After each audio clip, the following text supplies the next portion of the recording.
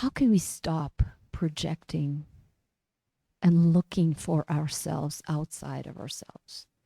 Because a new year came in, and what's happening truly is that we start projecting from a place of fear, from point A to point B.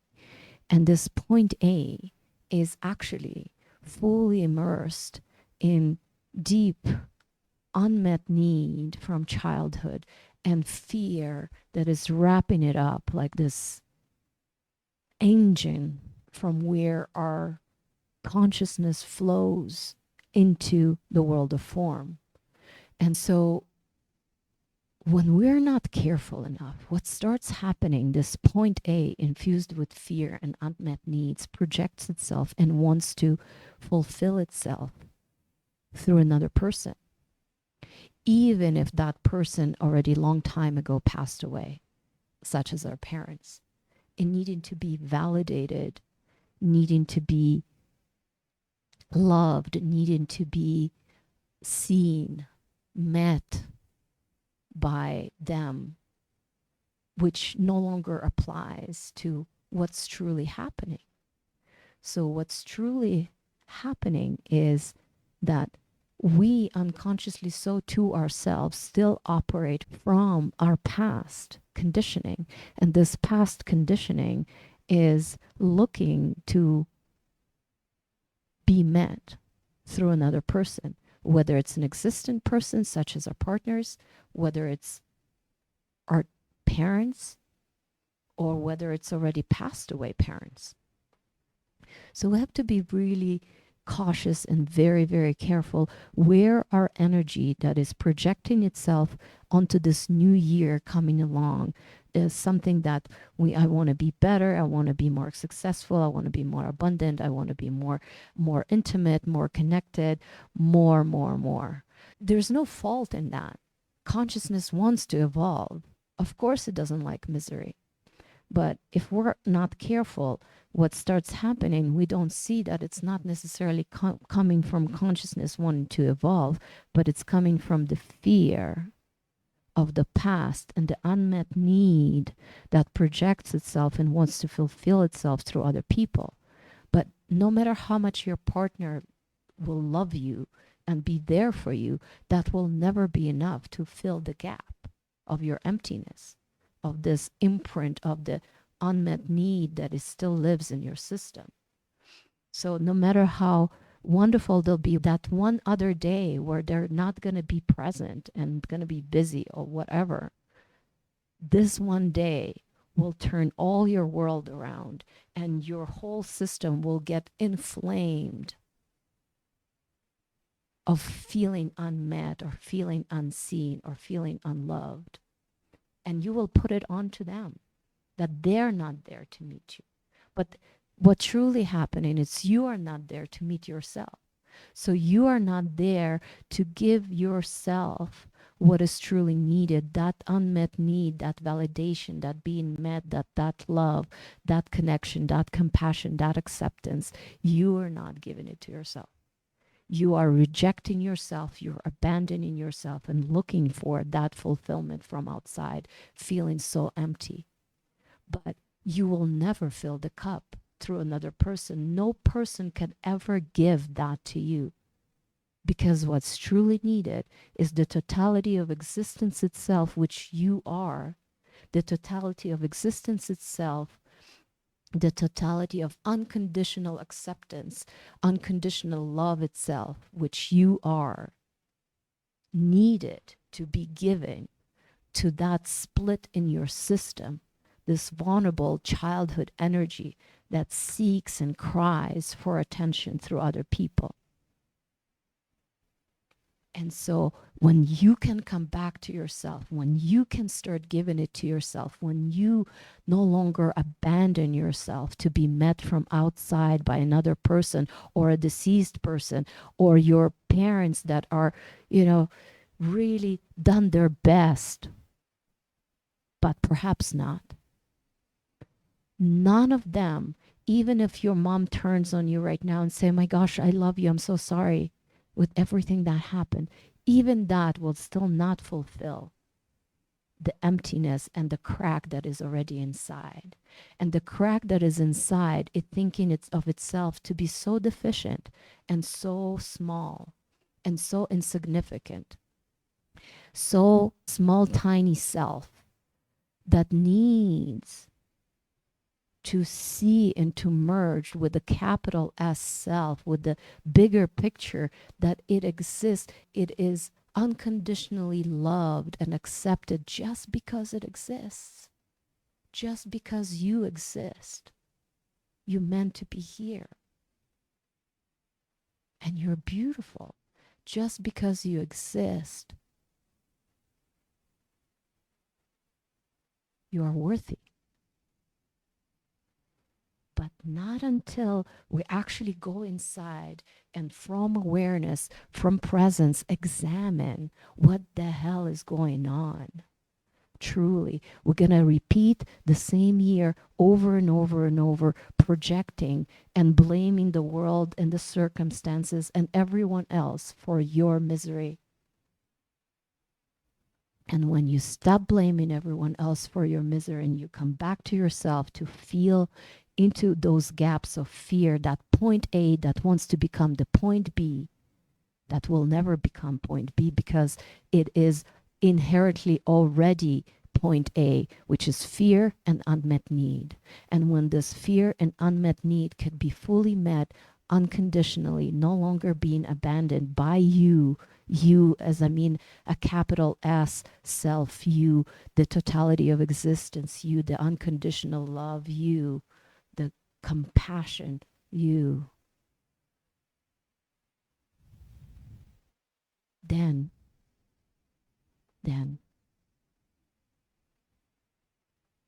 everything changes. And your sovereignty, standing true in your own light, standing true in your own self, standing true in your own energy, no longer projecting for success or happiness or fulfillment unto another person to give it to you. No longer finding me in him or in her or in this business or in this experience, but finding me inside me by not abandoning me anymore for anything or anyone else. Then that return to oneself will reorganize everything in your trajectory. That sovereignty standing in your light will organize everything to bring the right mirrors into your life in business, in relationship, in family, where you no longer derive fulfillment, success, or happiness from anyone else. That doesn't mean that sovereignty cannot be in relationship. Sovereignty is the most beautiful intimacy in relationship because it can lose itself, because it found itself. Because before that happens, it's not two wholes together. It's one half and another half trying to fulfill each other by being together as one whole. But that bounds to end the relationship because it's an imbalance, because you are not full in yourself. So anything else that the partner does will keep you so empty, immediately would inflame the unworthiness, that point A that strives to be the point B, will inflame the unworthiness to such degree that it's gonna be so painful. Again and again and again. So what can we do about that? Being this empty half with another empty half, waiting to be whole But what happens with that other empty half? Get sick or get busy or something else happens or to you. So the whole world ends. And I'm not saying there's no beauty in exchange of energy and the play of care and reverence and admiration and respect. But there's definitely a need to see where it's coming from, because as being a half, an empty half,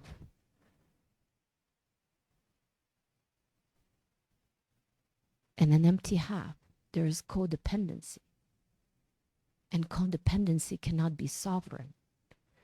Whether it's with a deceased parent codependency, for your success and for your worth, for your value, or whether it's codependency with an actual partner in a relationship, whether it's a codependency with even a parent that passed away.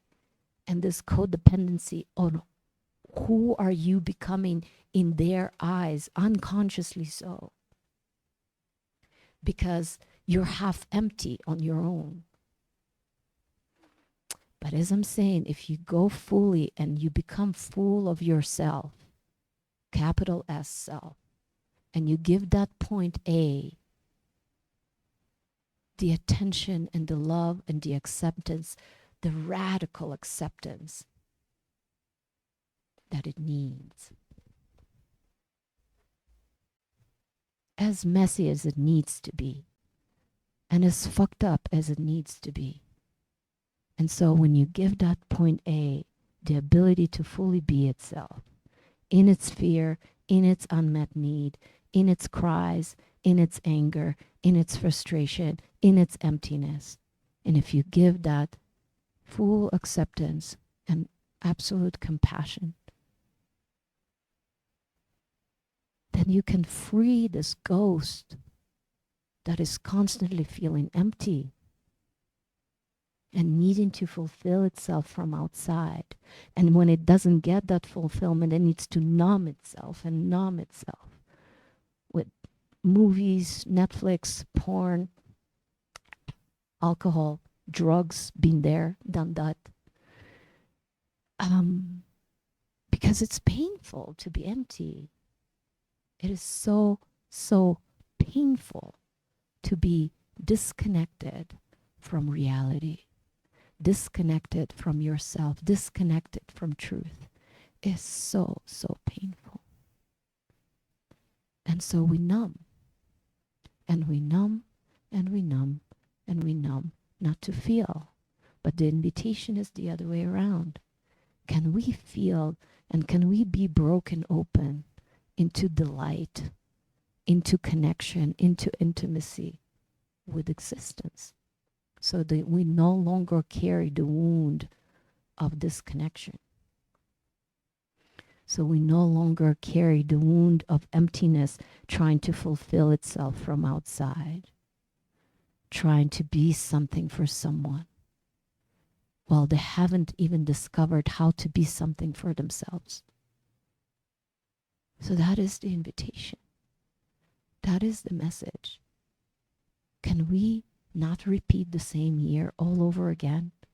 Can we get really drastically, radically serious and honest with ourselves so that we can observe and give ourselves those unmet needs that our whole system is looking for in others, in success,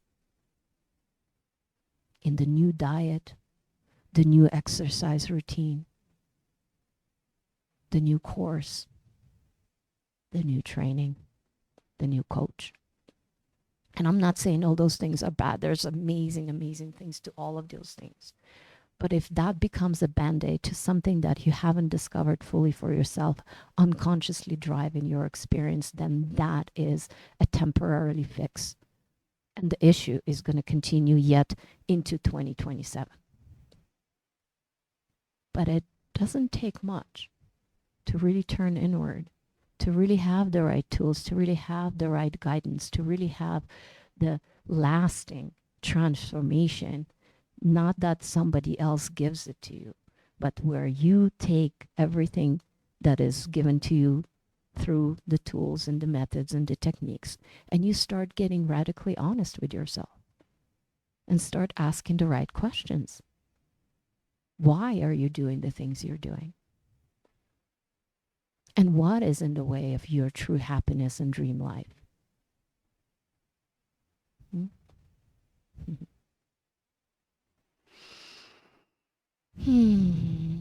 And I'm not saying everything is a piece of cake and a walk in a park.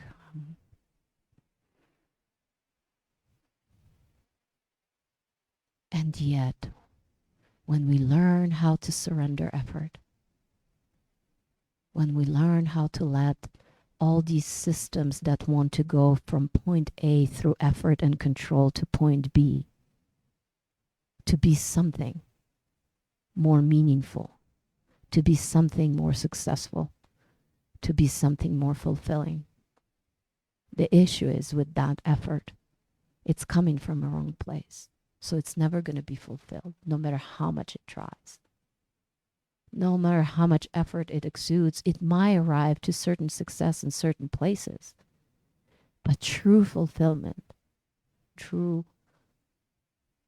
ease, true ease is not going to come through effort. It's going to come through dismantling the efforting engine that does the execution from a wrong place.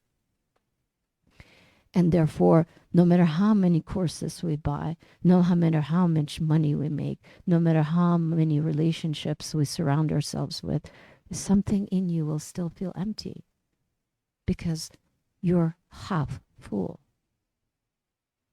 And so when we can finally meet ourselves fully and see for real that this half full imprint on ourselves, that's not our true blueprint.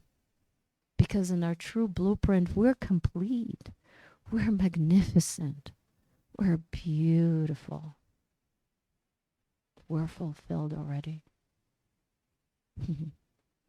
And we can be so playful from that space. We can be so profoundly playful. When we finally home, when you are finally home, and when you know home to be your base, to be who you are, when I say home, it's the fullness of the totality of existence. Unmistakable, unquestionable, so fulfilling. And when from home, knowing where home is and who home is and what home is and that you are home, from that place, you can play. Because home is unmanifest. This manifest reality is pure play. And so what an invitation to play evolution, to play the becoming, to play life, to play relationships, intimacy, sexuality, businesses, entrepreneurship, success, abundance. What a beautiful play. So what I wish you this year, may you get extremely radical with yourself so that you can see what is that point A I'm talking about. What is it for you, that point A, from where your motivation to change or your motivation to prove something, to fulfill yourself from outside comes from, so that you can finally start meeting your unmet needs.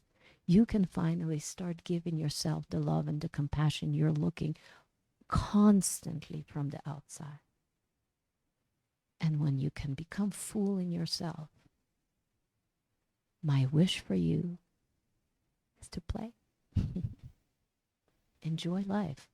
It's meant to be enjoyed. Meditate, inquire, and enjoy life. May you all be blessed with that curiosity to dive deeper, to remove everything that is in a way of your absolute, uncontrived, playful expression and being. Being, being, being. What a medicine. What a mystery. Thank you. Love to you. Love to all of you. May you be blessed in 2026.